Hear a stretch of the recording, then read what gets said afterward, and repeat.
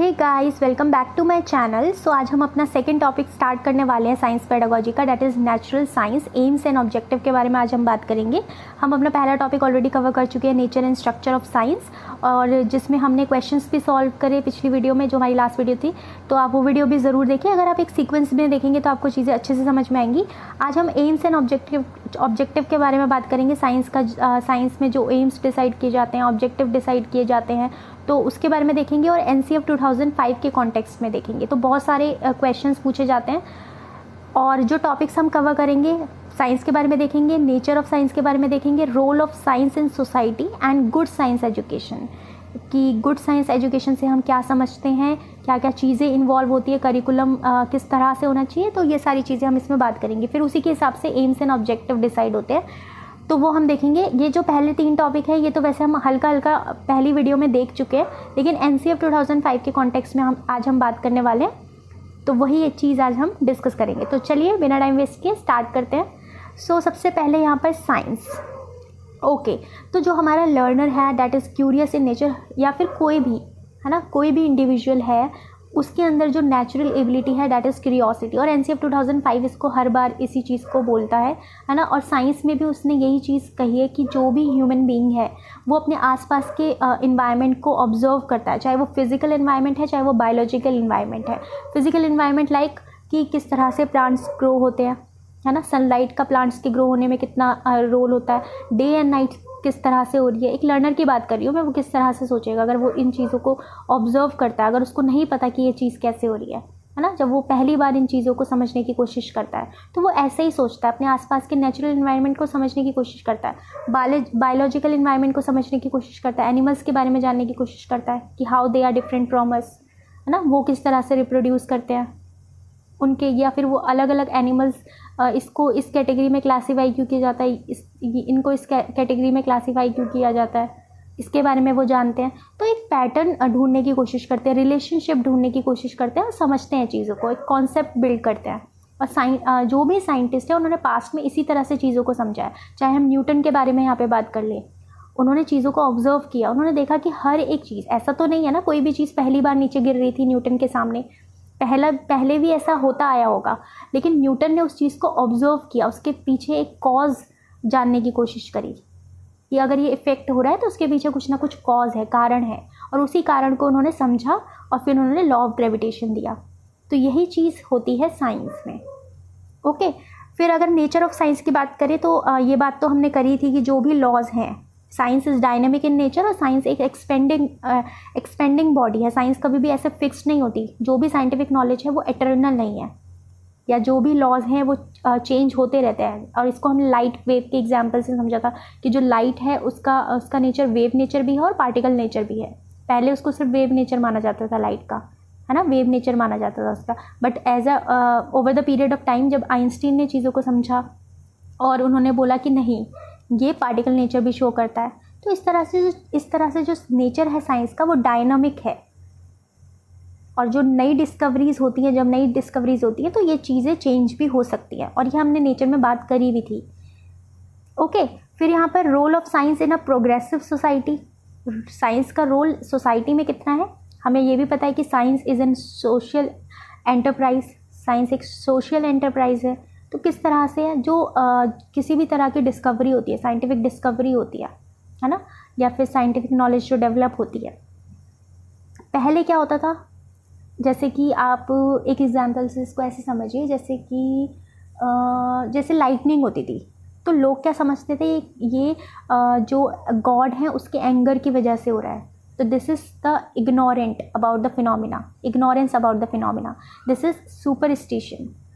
तो साइंस क्या करता है कि उन चीज़ों को समझने में हेल्प करता है।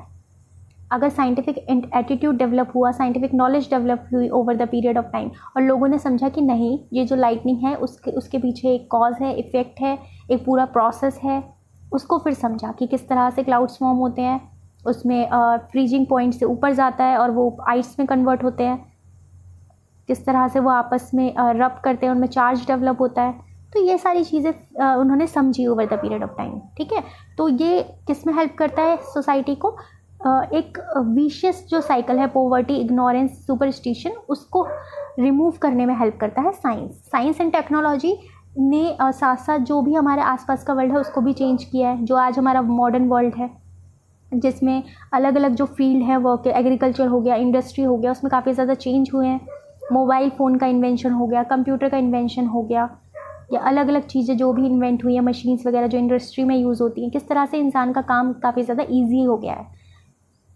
तो साइंस एंड टेक्नोलॉजी का मतलब science, technology and society, all three are interdependent on each other. Okay, फिर यहाँ पर मेन जो हमारा टॉपिक है आज हम बात करेंगे जिस पे डिटेल में, तो वो है good science education. Good science education से क्या समझते हैं हम?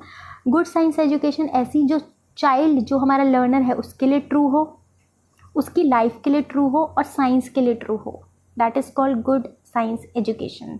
इसको डिटेल में समझेंगे। इसके लिए कहा गया है कि जो हमारा करिकुलम है, साइंस के लिए जो हम करिकुलम बनाते हैं, वो कुछ वैलिडिटीज़ को फॉलो करना चाहिए। और ऐसी वैलिडिटीज़ 6 वैलिडिटीज़ हैं जिनको अगर ये फॉलो करेगा तो वो गुड साइंस करिकुलम एजुकेशन कहलाएगा। ओके, तो हमारी अलग अलग वैलिडिटीज़ के बारे में आज हम बात करेंगे। पहला है कॉग्निटिव, दूसरा है content validity, process validity, historical validity, environmental validity and ethical validity. तो एक एक करके समझेंगे। मोस्ट इंपॉर्टेंट टॉपिक है ये तो समझना काफ़ी इंपॉर्टेंट है। तो सबसे पहले कॉग्निटिव वैलिडिटी का मतलब क्या है कि जो भी हमारा करिकुलम है, जो हमने साइंस के लिए करिकुलम डिसाइड किया है, करिकुलम में क्या चीज़ें इंक्लूड होती है, आपको ये चीज़ पता होगी अगर आपने मेरी वीडियोस देखी है NCF 2005 की। तो वैसे भी आपको बता देती हूँ अगर आप सीधा यही वीडियो देख रहे हैं। तो करिकुलम का मतलब होता है जो भी तरह की पेडागोजी हम यूज़ कर रहे हैं, टीचिंग मैथड्स हम यूज़ कर रहे हैं, content, text book, learning material हम यूज़ कर रहे हैं, जिस भी तरह का लर्निंग इन्वायरमेंट हम क्रिएट कर रहे हैं। ओके, या टीचर का रोल किस तरह से होना चाहिए, लर्नर का रोल किस तरह से होना चाहिए। तो these all are the part of curriculum. तो अगर हम करिकुलम की बात करें तो करिकुलम किस तरह से होना चाहिए? एज अप्रोप्रिएट होना चाहिए with in the cognitive reach of child. हमें ये पता है कि अलग अलग लेवल होते हैं, कॉग्निटिव डेवलपमेंट जो होता है अलग अलग लेवल्स होते हैं चाइल्ड के। पियाजे की थ्योरी में हमने पढ़ा है कि बच्चा किस तरह से जो जब छोटा होता है तो किस तरह से सोचता है, फिर जब वो बड़ा होता है तो वो किस तरह से सोचता है। तो अलग अलग लेवल्स हमको क्लियर है। तो ये चीज़ अगर हमें क्लियर होगी तो उसी हिसाब से फिर हमें बच्चों का कंटेंट डिसाइड करना है कि क्या हमें यूज़ करना है, टेक्स्ट बुक में किस तरह की चीज़ें होनी चाहिए, लर्निंग मटेरियल किस तरह के यूज़ होने चाहिए। ओके, और जिस तरह का प्रोसेस हम साइंटिफिक इंक्वायरी का जो एंगेजमेंट का प्रोसेस हम क्लासरूम में यूज़ कर रहे हैं वो किस तरह से होना चाहिए, एक्टिविटीज़ किस तरह से होनी चाहिए, लैंग्वेज अगर हम प्राइमरी अप टू प्राइमरी के बच्चों को चीज़ें समझा रहे हैं, जैसे इन्वायरमेंटल साइंस बच्चों को करवा रहे हैं तो वहाँ पे मदर टंग का यूज़ होगा। और अप टू 8th भी अब तो कहा गया है कि स्कूलों में होनी चाहिए मदर टंग यूज़, है ना, न्यू एजुकेशन पॉलिसी के अकॉर्डिंग। तो ये चीज़ है, हम किस तरह की लैंग्वेज यूज़ करें तो बच्चों को समझ में आनी चाहिए। वो पेडागोजिक जो प्रैक्टिस है हमारी वो बच्चों तक बच्चों के कॉग्निटिव रीच के अंडर होनी चाहिए, राइट। जैसे कि अगर आप यहाँ पर एक एग्जाम्पल से समझिए, जैसे क्लास 7th में और क्लास 10th में दोनों में ही एसिड, बेस एंड सॉल्ट, बिल्कुल सेम नाम से ही ये थीम बेस्ड एक टॉपिक है। 7th क्लास में भी मिलेगा आपको, 10th में भी मिलेगा। अच्छा, डिफरेंस क्या है दोनों में? 7th क्लास में एसिड बेस को इंट्रोड्यूस करवाया जाता है कि एसिड बेस क्या है, दोनों में डिफरेंस क्या है और किस तरह से इंट्रोड्यूस करवाया जाता है बच्चों के रियल लाइफ से जुड़ के। लाइक उनके किचन में ऐसी कौन सी चीज़ है जो एसिडिक है, कौन सी ऐसी चीज़ है उनके घर में जो बेसिक है ना। तो बच्चे अपने एक्सपीरियंस से सीखते हैं, ऑब्जर्व करके सीखते हैं 7th क्लास में। ओके, उनको फिर न्यूट्रलाइजेशन रिएक्शन के बारे में बताया जाता है। टर्मरिक किस तरह से नेचुरल इंडिकेटर है वो उनको एक्सपेरिमेंट करके बताया जाता है। तो हैंड ऑन एक्सपीरियंस के थ्रू उनको चीज़ें समझाई जाती है, साइंटिफिक नॉलेज कंस्ट्रक्ट करवाई जाती है। अब यहाँ पर अगर 10th की बात करें तो 10th क्लास में जो बच्चा है उसमें एब्स्ट्रैक्ट कॉन्सेप्ट डेवलप करने की एबिलिटी बढ़ जाती है। ये चीज़ हमने पढ़ी भी है, पियाजे की जो थ्योरी है ना। तो बच्चों को यहाँ पर किस तरह का चीज़ें इंट्रोड्यूस करवाई जाती हैं, लाइक pH लेवल के बारे में, एसिड और बेस कितना ज़्यादा स्ट्रॉन्ग है, कब स्ट्रॉन्ग होता है ना। एसिड, बेस और एंड सॉल्ट में जो रिएक्शन है उसके बारे में, केमिकल प्रॉपर्टीज़ के बारे में बताया जाता है। तो इस तरह की चीज़ें होती हैं। तो these all are based on the cognitive reach of the child. I hope आप समझ गए होंगे।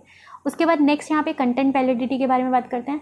जो कंटेंट हम क्लासरूम में यूज़ करेंगे, जो भी कंटेंट हम जो भी टेक्स्ट बुक में जो कंटेंट है वो चाइल्ड के लिए मीनिंगफुल होना चाहिए। मीनिंगफुल से आप ऐसे समझिए जैसे कि पीरियोडिक टेबल है ना। अगर पीरियोडिक टेबल डायरेक्ट मैं बच्चों को दिखा दूँ तो क्या वो समझेंगे? बस उन्हें ये पता है कि हाँ एलिमेंट्स ये हैं यहाँ पर, बट उनको और कुछ नहीं पता, एलिमेंट्स के बारे में नहीं पता कुछ भी। उनको ये नहीं पता एटॉमिक नंबर के बारे में नहीं पता, इलेक्ट्रॉनिक कॉन्फ़िगरेशन के बारे में नहीं पता, केमिकल प्रॉपर्टीज़ के बारे में नहीं पता। बस उन्हें ये पता है कि एलिमेंट्स यहाँ पर अरेंज्ड है, किस तरह से अरेंज है वो नहीं पता। तो किस तरह से हमें अपना कंटेंट प्रेजेंट करना है बच्चों के सामने, उसको मीनिंगफुल बनाना है, बच्चों के लिए मीनिंगफुल बनाना है। इसलिए ये चीज़ यहाँ पे कही गई थी, it is true to child. बच्चों के लिए मीनिंगफुल होनी चाहिए चीज़ें। ओके, तो वो हमें किस तरह से प्रेजेंट करना है अपना कंटेंट, तो वो चीज़ हमें पता होनी चाहिए। और कई बार ऐसा होता है कि हम चीज़ों को आसान बनाने के लिए कंटेंट को मैनिपुलेट कर देते हैं, है ना। बच्चों के सामने चीज़ें आसान करने के लिए बहुत सारी चीज़ें छोड़ देते हैं, तो वो चीज़ नहीं होनी चाहिए। Simplification of content is not necessary, simplification of content is necessary for adapting the curriculum to the cognitive level of learner, but it should be meaningful। लेकिन वो मीनिंगफुल होना चाहिए, ठीक है। फिर अगला यहाँ पे देखते हैं प्रोसेस वैलिडिटी। प्रोसेस वैलिडिटी मतलब कि हमें पता है science is a process of learning. ये पूरा हम डिटेल में बात कर चुके हैं और मैं रिपीट नहीं करना चाहती चीज़ों को। अगर आप देख रहे हैं सीक्वेंस में तो आपको समझ में आ रहा होगा। तो करिकुलम जो है वो इस तरह से होना चाहिए जो बच्चों को एंगेज कर सके। एंगेज किस चीज़ में? हमें पता है science is not only a body of knowledge. जो भी बुक में साइंटिफिक नॉलेज है सिर्फ उसको एज इट इज़ लर्न करना साइंस नहीं है। तो बच्चों को साइंटिफिक इंक्वायरी में एंगेज किया जाता है। तो करिकुलम में इस तरह से होना चाहिए। करिकुलम इस तरह से होना चाहिए बच्चों को एंगेज करे और वो खुद जनरेट करे साइंटिफिक नॉलेज, वैलिडेट करे। साइंटिफिक नॉलेज को एज इट इज़ एक्सेप्ट नहीं कर ले, उसको वैलिडेट करे क्या ये सही है या नहीं है। तो इस तरह की थिंकिंग हमें उसमें डेवलप करनी है, प्रोसेस स्किल डेवलप करने हैं, उनकी नेचुरल एबिलिटी जो है उसको नर्चर करना है, क्यूरियोसिटी को। ओके, तो ये इम्पॉर्टेंट है कि बच्चे ये समझे कि लर्निंग टू लर्न साइंस। फिर यहाँ पर नेक्स्ट है हिस्टोरिकल वैलिडिटी। हिस्टोरिकल वैलिडिटी का मतलब है कि जो साइंस करिकुलम है उसमें ये चीज़ भी इंक्लूड होनी चाहिए कि किस तरह से सोसाइटी का रोल रहा है या किस तरह से हमारे पास्ट का रोल रहा है साइंस के डेवलपमेंट में। हिस्टोरिकल पर्सपेक्टिव क्या है? ओके, किस तरह से साइंस इवॉल्व हुई over the period of time. They are able to understand and appreciate that science is an social enterprise. तो ये चीज़ बच्चों को क्लियर होनी चाहिए। जैसे एक एग्जाम्पल से आप इसको समझिए, एक मिनट। जैसे कि क्लास 6 में एक टॉपिक है फाइबर टू फैब्रिक, तो वहाँ पर दिया हुआ है ये चीज़, पूरा हिस्टोरिकल पर्सपेक्टिव बताया हुआ है। तो बच्चों को हमें क्लियर करना चाहिए कि किस तरह से पास्ट में चीज़ें होती थी। जैसे एंशिएंट टाइम में जो लोग थे, है ना, उस समय पे तो क्लोथ नहीं होते थे, तो वो क्या करते थे, एनिमल के स्किन से अपना शरीर ढकते थे, एनिमल के फर से, लीफ से, है ना, इन चीज़ों से वो अपनी बॉडी को कवर करते थे। बट धीरे धीरे एग्रीकल्चर का डेवलपमेंट हुआ। एग्रीकल्चर के डेवलपमेंट से उन्होंने कॉटन ग्रो करना स्टार्ट किया। फिर धीरे धीरे मशीन्स का डेवलपमेंट हुआ, लोगों ने कपड़े स्टिच करना स्टार्ट किया। तो किस तरह से over the period of time किस तरह से साइंस एंड टेक्नोलॉजी का डेवलपमेंट हुआ और सोसाइटी का उसमें कितना ज़्यादा रोल है। और ये सारी चीज़ें कैसे हुई, लोगों की नीड के अकॉर्डिंग, अपने आप को इस एनवायरनमेंट के साथ अडाप्ट करने के लिए, है ना। एग्रीकल्चर का तभी तो हुआ, और तभी क्योंकि लोगों को क्लोथ्स की ज़रूरत होती थी, इसी वजह से फिर चीज़ें डेवलप हुई। तो सोसाइटी का काफ़ी ज़्यादा इम्पॉर्टेंट रोल है। तो ये चीज़ें हमें बच्चों को भी बतानी है। फिर यहाँ पर नेक्स्ट बात करते हैं इन्वायरमेंटल वैलिडिटी की। इन्वायरमेंटल वैलिडिटी का मतलब यहाँ पर ये है कि जो करिकुलम है उसमें वो इश्यूज़ इंक्लूड होने चाहिए जो चाइल्ड को उसके लोकल और ग्लोबल इन्वायरमेंट से जोड़ें। पहले तो लोकल, है ना, स्टार्टिंग में बच्चा क्योंकि अपने लोकल इन्वायरमेंट से एक्सपीरियंस लेके आता है, तो तभी तो जो प्राइमरी तक इन्वायरमेंटल साइंस होती है जिसमें चीज़ें ऐसी इंक्लूड होती है जो उसके लोकल एनवायरनमेंट से उसको कनेक्ट करें। फिर धीरे धीरे बच्चा ग्लोबल एनवायरनमेंट को समझने की कोशिश करता है। तो करिकुलम इस तरह से होना चाहिए ताकि जो भी चीज़ हो रही है उसको वो समझे, एक रिलेशनशिप समझे साइंस, टेक्नोलॉजी और सोसाइटी में। एक एग्जाम्पल से इसको ऐसे समझिए जैसे कि जैसे सेल जो होता है ना, जो बैटरी सेल होती है ना, उसमें काफ़ी ज़्यादा हार्मफुल केमिकल यूज़ होते हैं। तो जब वो बैटरी सेल ख़राब हो जाता है तो लोग उसको फेंक देते हैं, या फिर उसको जला देते हैं। तो अगर लोगों को नहीं पता होगा कि उसके अंदर कितने हार्मफुल केमिकल्स हैं, उसका इन्वायरमेंट पे कितना इफेक्ट पड़ेगा, ह्यूमन की हेल्थ पे कितना इफेक्ट पड़ेगा, अगर वो इग्नोरेंट हो गया, अगर उनमें साइंटिफिक थिंकिंग नहीं होगी, उनको चीज़ें क्लियर नहीं होगी, लॉजिक नहीं होगा, उनको नहीं समझ में आएगा, तो वो पूरे इन्वायरमेंट को ख़राब कर देंगे। तो यही चीज़, इसलिए इसको फंडामेंटल ड्यूटी भी बनाया है कि हमें बच्चों के अंदर साइंटिफिक, जो भी हमारा इंडिविजुअल है उसके अंदर साइंटिफिक टेम्पर डेवलप करना है, ह्यूमैनिटी डेवलप करनी है। तो ये चीज़ हमने पढ़ी थी, तो वो इसलिए कहा जाता है क्योंकि साइंस, टेक्नोलॉजी और सोसाइटी काफ़ी ज़्यादा आपस में इंटर रिलेटेड है। ओके, जो हमारे आसपास के नेचर की जो अभी जो करंट में जो सिचुएशन है वो इसी वजह से तो हुई है क्योंकि इन तीनों के बीच में डिसबैलेंस हो गया है। तो यही चीज़ लर्नर के अंदर भी हमें अंडरस्टैंडिंग डेवलप करनी है। ओके, सो नेक्स्ट यहाँ पर है एथिकल वैलिडिटी। एथिकल वैलिडिटी में यहाँ पर कहा है कि जैसे कि मैंने आपको बताया था ना कि उस वाली वीडियो में, सेकेंड जो वीडियो थी उसमें हमने ये पढ़ा था कि value development through science, value is the integral part of science curriculum, बात करी थी ना हमने उस पर। तो जो करिकुलम है वो इस तरह से होना चाहिए जो बच्चों के अंदर वैल्यूज़ डेवलप करे, ऑनेस्टी की, ऑब्जेक्टिविटी की, कॉपरेशन डेवलप हो, किसी भी तरह का फियर ना हो उनमें। सेम चीज़ हमने उसी में बात करी थी, concern for life, preservation of the environment. तो ये सारी चीज़ें बच्चों के अंदर डेवलप होनी चाहिए। ओके, जैसे कि फॉर एग्जांपल पास्ट का एग्जांपल ले लो कि किस तरह से एटॉमिक बॉम्ब का जो इन्वेंशन हुआ था उससे कितना ज़्यादा नुकसान हुआ था। और फ्यूचर में अगर बच्चों में वैल्यूज़ डेवलप नहीं की जाए, concern for life, preservation of environment, ये बच्चों में अगर नहीं डेवलप किया जाएगा तो फिर आगे जाके फिर ऐसा, क्योंकि बच्चा साइंटिफिक थिंकिंग तो डेवलप कर लेगा बट अगर उसमें वैल्यूज़ नहीं होगी तो उस साइंटिफिक नॉलेज को अच्छे के लिए कैसे यूज़ करना है, फॉर द सोसाइटी कैसे यूज़ करना है, वो चीज़ उसमें उसको समझ नहीं आएगी। वो तभी आएगी जब उसमें वैल्यूज़ भी डेवलप की जाएंगी। आई होप आप समझ रहे होंगे। Okay, so good science education और गुड साइंस करिकुलम के लिए कौन कौन से 6 वैलिडिटीज़ हैं, कौन कौन से बेसिक क्राइटेरिया हैं जो इंक्लूड होना चाहिए करिकुलम के लिए, तो उसके बारे में हमने देख लिया, उसके बारे में हमने डिटेल में बात करी।